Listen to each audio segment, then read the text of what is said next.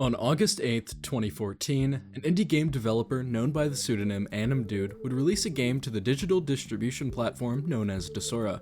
Nearly 9 years and many games later, FNaF has successfully proven itself to be a strong pillar of the horror game genre as a whole. Throughout the many years of new releases, merchandise, and even a movie coming out soon, sometimes it's hard to remember every instance where the creator, Scott Cawthon, decided to have some fun with the IP. So today, join me as we take a trip to the past to discuss the world of Five Nights at Freddy's, spin-offs, and troll games.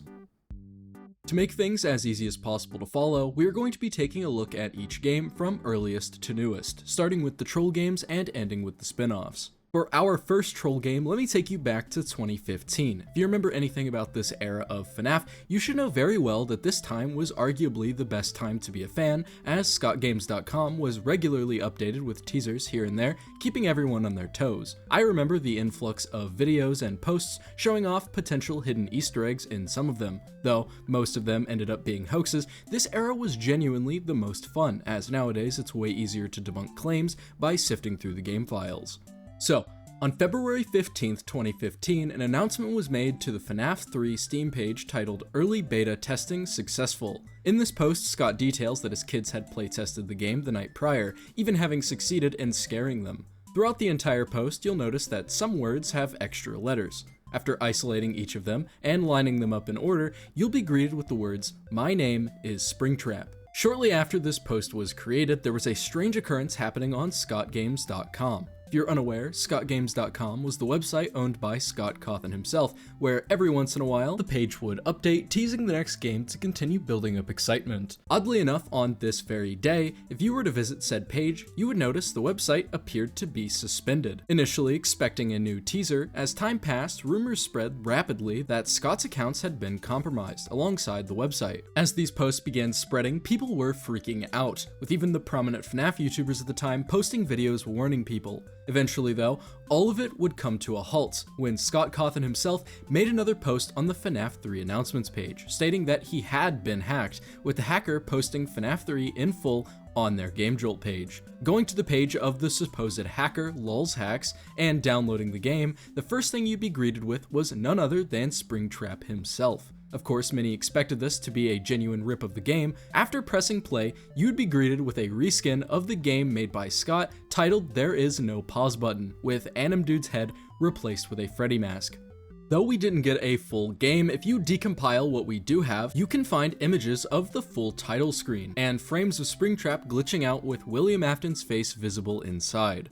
Moving on to our second troll game, you may have thought the reign of terror GLoWhNo had brought down upon us was done and over with, but alas, that is not the case, as on October 28, 2015, a terrifying message was found within the source code of FNAFworld.com. Once again, I will inform the unaware that FNAFworld.com was a website also made by Scott Cawthon that was similarly used to the other one, except strictly for FNaF World teasers, as you'd expect.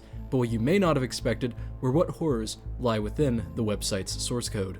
If you were one of the unfortunate victims to bear witness to the source code's bone-shivering hidden messages, you would see a few small notes written in LeetSpeak. I have hacked Scott's site and will release the full version of FNaF World tonight at exactly 6 p.m. CST. Don't try to stop me. LOLHNO. Later, LOLHNO would strike once again, saying, I mean it, I'm going to release it tonight at 6 p.m. CST. Take me seriously, you'll be sorry, I'll post the link right here.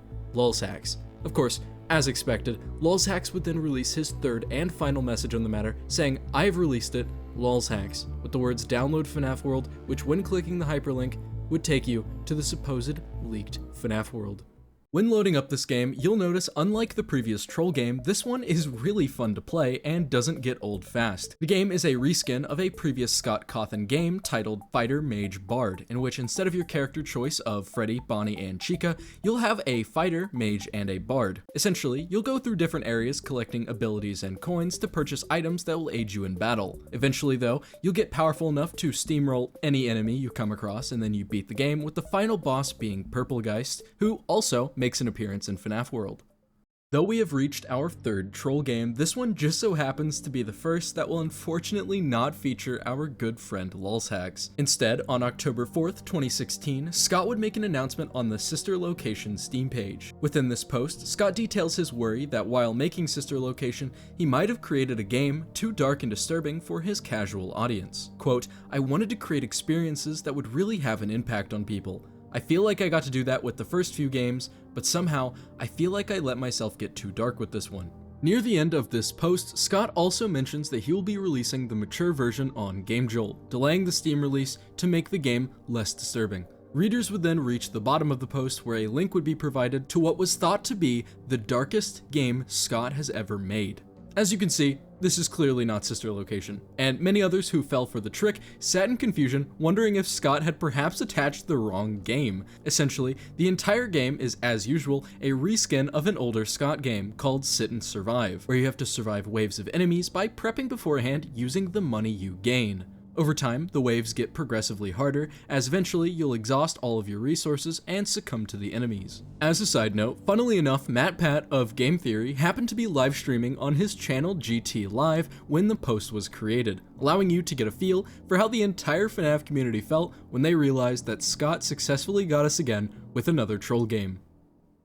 Now, here we are at the final troll game. Unfortunately, this one doesn't have a fun backstory or crazy fallout, but on June 21st, 2018, Scott would announce his upcoming game, Ultimate Custom Night. In this post, Scott would detail that a demo for UCN had been released with a link to the GameJolt page. Looking at this page, it isn't hard to see why people would believe that this was a demo, considering it was painted with screenshots alongside a description for the game itself. When booting the game, you are presented with the Real Character Select screen of UCN, allowing you to take a look at the challenges menu alongside the power-ups and office select tabs. Though, when pressing play on the game, you are prompted with a reskin of an old Scott game called Doofus the Dinosaur, the first game he had ever created. This game, as expected, is incredibly difficult to play. Aiming is incredibly difficult, and the enemies can hit you multiple times if you bump into them, but regardless of its faults, I would still consider this Game of the Year.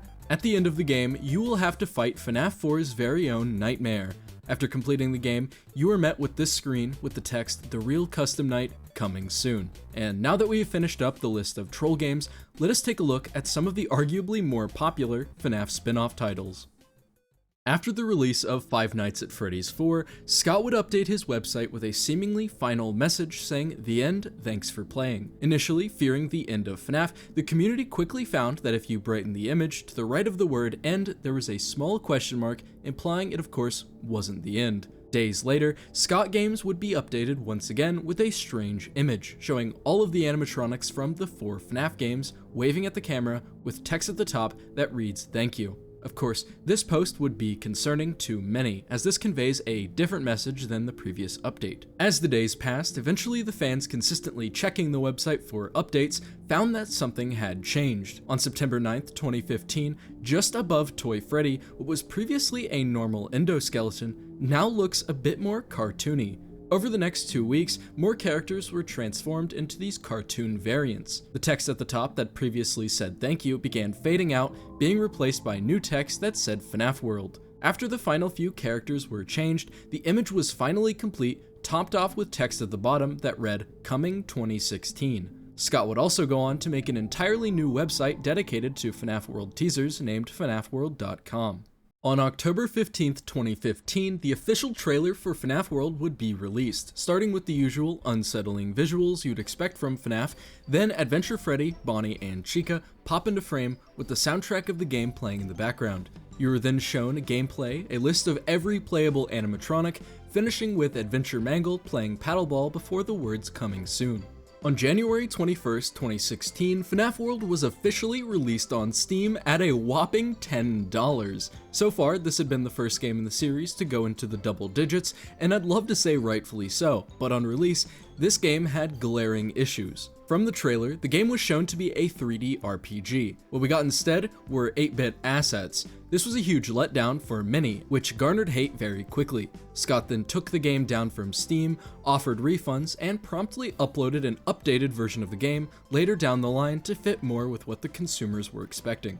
FNaF World as it stands now is an RPG where you traverse many different areas fighting enemies with a total of 2 parties of 4 desired characters. Every once in a while, you'll encounter new characters that, once defeated, will allow you to swap a party member out for them. Around the locations will also be glitch objects that, when interacted with, will teleport you to an area beneath the surface. You're warned throughout the game not to go too deep, but if you decide not to listen and interact with more glitch objects, you'll eventually run into Old Man Consequences, who will inform you that you've gone too deep into the code and there is no way out. Now, before I get too far ahead of myself, there are far too many secrets and interesting Easter eggs in this game for this video, so instead, I suggest playing the game for yourself if you're interested. The game is incredibly fun despite all of the negativity. But anyways, FNaF World would eventually receive a major second update, with the date being teased on FNAFworld.com. The update would feature 8 new characters, 2 new areas, 4 new minigames, one of which had been teased before the update was released as an April Fool's joke on ScottGames.com, titled FNAF 57 Freddy in Space. This will be important later, but 6 new enemies and 9 new attacks. So, remember Purplegeist from the Troll game? Well, in Update 2, the final boss just so happens to be Chica's magic rainbow from one of the minigames. After defeating the rainbow, you'll also get a little trophy on the main menu for your efforts.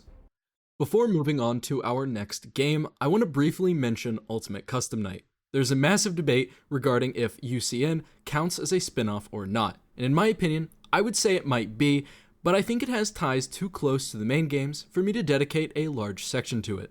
On February 16th, 2018, Scott Cawthon would make an announcement on the Steam page of FNAF Pizza Simulator. Before Pizza Sim, Scott had been the sole developer of the Five Nights at Freddy's games. Within this post, Scott would detail that with the release of Pizza Simulator, he would be exploring the idea of having more experienced publishers work on and release games under the Five Nights at Freddy's IP. As a final send-off, Scott would then make one more large-scale FNAF game before the new era began under the name Ultimate Custom Night. After this game was launched, we would eventually come to find out the names of the studios that would be developing FNAF for the foreseeable future. Their names would be Steelwool Studios and Illumix. Steelwool would then go on to make a virtual reality game called FNAF Help Wanted, while Illumix would create an augmented reality game for mobile devices called FNAF Special Delivery. From here on out, I will be referring to Special Delivery as FNAF AR since it is widely known as such. Essentially, in the world of FNAF AR, you have signed up for the Fazbear Fun Time service, a service where Fazbear Entertainment will personally send you your very own animatronic mascot from the company's past. Though, these animatronics are incredibly hostile, so using your mobile device's camera, you will need to search for the rogue animatronic, listening for their footsteps, and then shocking them when they attempt to attack. Initially, it wasn't completely clear what significance this game had on the series, but as you play the game, you will begin to receive emails that aren't meant for you to be seeing, with each one connecting itself to the story arc being told through Steelwool's FNAF games. Specifically, the events that unfold between Vanessa and Glitchtrap before the events of Help Wanted and Security Breach. As of late, Illumix has seemingly ceased development on FNAF AR, as many socials regarding FNAF AR have gone quiet, and updates have been scarce. So, remember that April Fool's minigame I mentioned earlier regarding FNAF 57 Freddy in Space?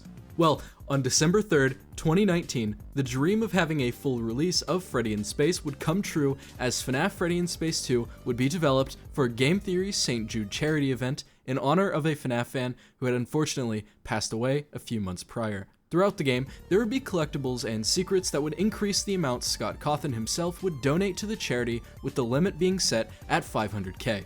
With the help of Markiplier and Doggo, they would accumulate a total of $451,120. Although they wouldn't reach the maximum of $500K, Scott would go on to donate the entire $500K anyways since they were so close. Before I wrap up my discussion regarding this game, I would like to mention that the final boss of this game just so happens to mark the return of our good buddy LulzHacks. Before the release of Security Breach, the game underwent a series of delays, initially expecting a release by the end of 2020. On April 28th, 2021, Scott Cawthon would later explain that the game had gotten bigger than they had anticipated and they needed some more time to finish. Expecting the severe backlash, Scott had hatched a plan. Perhaps he could reason with the community by releasing a small game in the meantime as an apology. This game would come to be Security Breach: Fury's Rage. In this game, you can play as one of 4 characters: Glamrock Freddy, Glamrock Chica, Monty, or Roxy, all with varying stats. This game plays similarly to other beat-em-up style arcade games, having you traverse through several levels, fighting a wide variety of different enemies, referencing characters in and out of the FNaF universe. For instance, on stage 2, you fight a boss named Soul Brawler, a very clear reference to Soul Dozer from Scott's game The Pilgrim's Progress. Some enemies even reference characters from FNaF AR, for example, Poison Foxy, Ice Freddy, Trap, and Fire Girl. The final boss of the game is also pretty interesting. Here, you'll fight Dreamgeist, a hard mode exclusive fight that strangely has a visor that reads 6 o'clock with a clear head. Inside Dreamgeist's head, you can see a few items of significance, like Toy Chica without her beak, which references the mysterious message Scott left on his website, bringing attention to the FNaF 4 minigame, where the Toy Chica figure is missing its beak. Alongside this happens to be a box and a key, referencing the ending of FNaF 4, where there is a strange locked box located beneath text that reads, "Perhaps some things are best left forgotten." For our final FNaF spinoff, let me take you to April 29th, 2022, where Youtooz, the company that is not only but is best known for producing collectibles of YouTubers and video game characters, would release their very own augmented reality mobile experience alongside their Security Breach figures. Initially, I had no idea this existed, and I would later find out why when I checked YouTube and found almost nothing. Though, I would like to show my appreciation to Johnny Blocks for allowing me to use his footage, as I am unable to get footage myself. To gain access to it, you would have to locate it within the app Augmeo, which is notorious for hosting augmented reality content. In this experience, you are a Youtooz employee tasked with keeping watch over the newly released Youtooz collectibles. Once booting up the game, you will receive a phone call detailing that the collectibles have been upgraded, becoming miniature animatronics. You are then warned that the animatronics may pose a threat, and you begin your shift. Over time, the collectibles will begin climbing out of their boxes, and you will need to use light sensors to make them return. If you fail to do so, one of the animatronics will eventually jump scare you, playing an incredibly funny sound alongside it. As the power slowly drains, you will need to survive until 6 AM, when the toys will eventually be picked up. Now, that marks the end of today's video. If you like what you saw, please consider subscribing, and maybe even leave a like while you're at it. Thank you for watching, and I'll see you in the next one. Another huge thank you to our amazing channel members, and a third and final huge thank you to Anita Cube and Floofy Goober Zach for both supporting me by purchasing the GLoWhNo consumer membership tier.